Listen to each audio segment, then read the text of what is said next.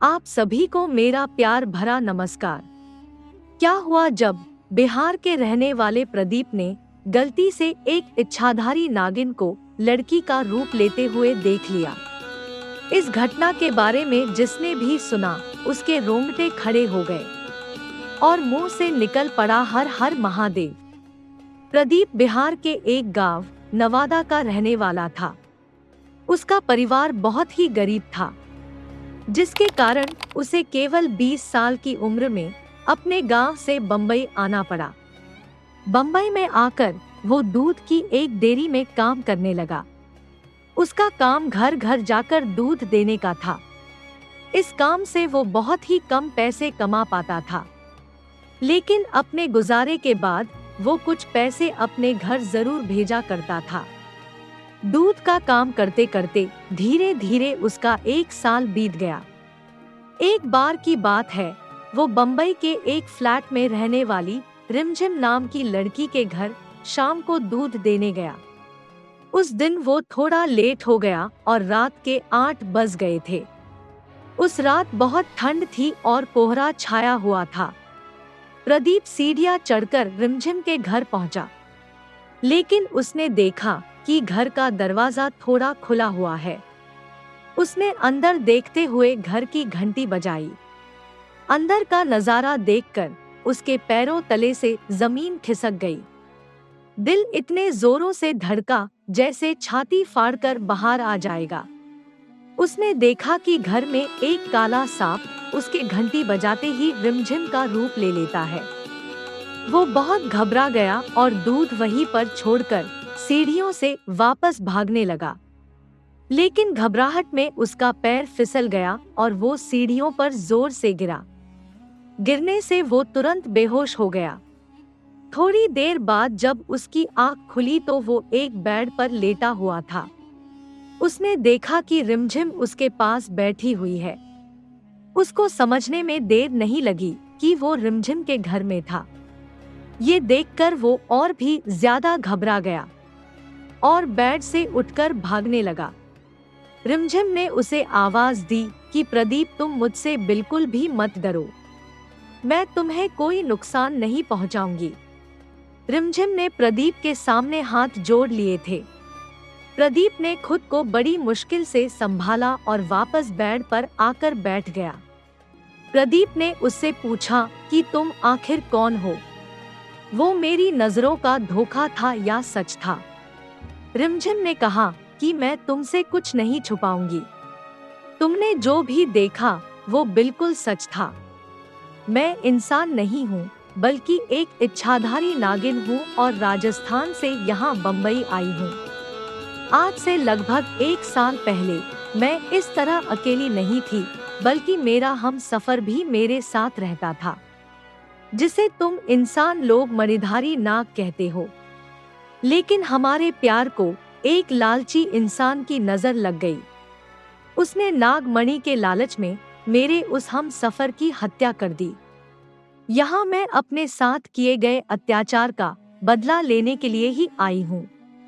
प्रदीप ने पूछा, क्या तुम उस इंसान को जानती हो जिसने तुम्हारे नाग को मारा है? हाँ, मैं उसे जानती हूँ। वो और कोई नहीं बल्कि उस डेयरी का मालिक है जिसमें तुम काम करते हो। प्रदीप हक्का बक्का रह गया और बोला, लोग बताते हैं कि वो कुछ समय पहले तक कुछ भी नहीं था और थोड़े से समय में ही वो बहुत अमीर बन गया। उसकी आज ना जाने कितनी दुकानें और फैक्ट्रियां हैं। शायद ये उस मणि का ही कमाल है जिससे वो थोड़े समय में ही इतना रईस बन गया। लेकिन तुम तो यहाँ बहुत लंबे समय से रह रही हो, अब तक उससे बदला क्यों नहीं लिया? देखो प्रदीप, वो हर समय अपने पास उस नागमणि को रखता है। जब तक उसके पास वो नागमणि है, मैं उसका कुछ नहीं बिगाड़ सकती। मैं उससे बदला लेने के लिए उसके बाथरूम तक गई, लेकिन वो नहाते समय भी उस मणि वाली माला को अपने गले से नहीं उतारता है। मेरी तुमसे गुजारिश है कि मेरी सच्चाई को ना तो उससे और ना ही किसी और से कभी भी बताना, नहीं तो वो जालिम इंसान मुझे भी मार डालेगा। और मैं तब तक नहीं मरना चाहती जब तक मैं अपने सुहाग का बदला नहीं ले लेती। प्रदीप ने कहा कि तुम मुझ पर पूरा विश्वास रखो, मैं इस राज को कभी भी किसी को नहीं बताऊंगा। अगर मैं तुम्हारी कोई मदद कर सकता हूँ तो मुझे जरूर बताना। ये सुनकर रिमझिम के चेहरे पर खुशी की लहर दौड़ पड़ी। रिमझिम बोली, क्या तुम मेरे बदले में मेरी मदद करोगे? तुम्हें बस एक काम करना है कि उस नागमणि की माला को अपने मालिक के गले से दूर कर देना है। तुम इंसानों के लिए ये बहुत ही आसान काम है, वही मेरे लिए नामुमकिन है, क्योंकि नागमणि जिसके पास होती है वो उसका मालिक बन जाता है और एक नागिन उस इंसान को छू भी नहीं सकती है। प्रदीप ने रिमझिम से वादा किया कि वो उसका साथ देगा, लेकिन अब प्रदीप के सामने समस्या थी कि मालिक के गले से उस मणि को कैसे दूर किया जाए। इस सवाल का जवाब तो बस नागमणि शास्त्र नाम की किताब ही दे सकती थी, क्योंकि मणि जिसके पास होती है उसे दूसरा इंसान कोई नुकसान नहीं पहुंचा सकता है। जो भी उसे नुकसान पहुंचाने की कोशिश करेगा वो खुद मौत के मुंह में चला जाएगा। प्रदीप रिमझिम के घर से चला गया और रिमझिम ने उसे हाथ जोड़कर विदा किया। रात के 12 बज चुके थे और वो बिना खाना खाए ही सो गया। सुबह उठते ही वो सबसे पहले लाइब्रेरी में गया कि शायद नागमणि शास्त्र नाम की किताब उसे वहां मिल जाए। उसने बहुत ढूंढा और उसे वो किताब आखिर मिल ही गई। उसने उस किताब को पढ़ना शुरू किया। उसमें लिखा था कि यदि मणि के ऊपर दूध डाल दिया जाए तो वो इतनी गर्म हो जाती है कि उसकी तपिश कोई भी बर्दाश्त नहीं कर सकता। उसे अपनी समस्या का समाधान मिल गया था। वो रिमझिम के घर गया और उसे शाम 6 बजे अपने मालिक के घर आने के लिए कहा। शाम के 6 भी बज गए और वो दोनों मालिक के घर पहुंच गए। रिमझिम को मालिक के घर के बाहर ही छोड़कर वो मालिक के घर के अंदर चला गया। मालिक घर पर अकेला ही रहता था, क्योंकि वो उसका घर नहीं बल्कि उसकी अय्याशियों का अड्डा था। मालिक ने प्रदीप से पूछा कि ले आए डेयरी से दूध, इसे रसोई में रख दो। प्रदीप ने मौका मिलते ही दूध के डब्बे का ढक्कन निकाला और वो दूध अपने मालिक के ऊपर डाल दिया। नागमणि दूध से गीली हो गई और एक अंगारे में बदल गई। मालिक उसकी तपिश को झेल नहीं पाया और उसने गले की माला निकालकर फेंक दी। रिमझिम जिस मौके का इंतजार कर रही थी वो उसको मिल गया था। रिमझिम नागिन के रूप में आ गई और मालिक को तुरंत डस लिया। आज उसे अपने सुहाग को उजाड़ने वाले पापी से बदला मिल चुका था।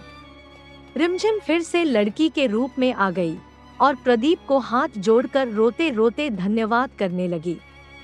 रिमझिम बोली कि ये नागमणि अब तुम्हारी है, तुम ही इसके मालिक हो। माला को उठाकर अपने गले में पहन लो। प्रदीप ने ऐसा ही किया। मणि ठंडी हो चुकी थी। प्रदीप, बस अब एक आखिरी काम कर दो कि मुझे इस जीवन से छुटकारा दिला दो। मैं अपने हम सफर के पास जाना चाहती हूँ। प्रदीप ने कहा कि मैं तुम्हें छुटकारा कैसे दिला सकता हूँ। रिमझिम ने प्रदीप को छुआ और रिमझिम के शरीर में आग लग गई। देखते ही देखते रिमझिम का शरीर राख बन गया। प्रदीप समझ गया था कि इसी कारण वो मालिक को कभी छू भी नहीं पाई। प्रदीप बहुत रोया और रिमझिम की राख को उठाकर घर ले आया। प्रदीप अब बंबई में रुकना नहीं चाहता था। अगले दिन वो बिहार जाने वाली ट्रेन में बैठ गया। जब ट्रेन गंगा नदी के पुल पर पहुंची तो उसने रिमझिम की भस्म को गंगा जी में अर्पित कर दिया। असली अर्थ में रिमझिम को तब जाकर मुक्ति मिली थी। प्रदीप के पास आज के समय में किसी भी चीज की कमी नहीं है। वो और उसका परिवार नागमणि के कारण बहुत ही अमीर बन चुका है। रिमझिम रोज उसके सपनों में आती है और उससे बातें करती है। प्रदीप ने अपने नवादा गांव में रिमझिम की याद में एक मंदिर भी बनवा लिया है। जिसे रिमझिम शिव धाम कहा जाता है। वहाँ जो भी इंसान अपनी मुराद लेकर आता है, वो भगवान शिव की कृपा से पूरी हो जाती है।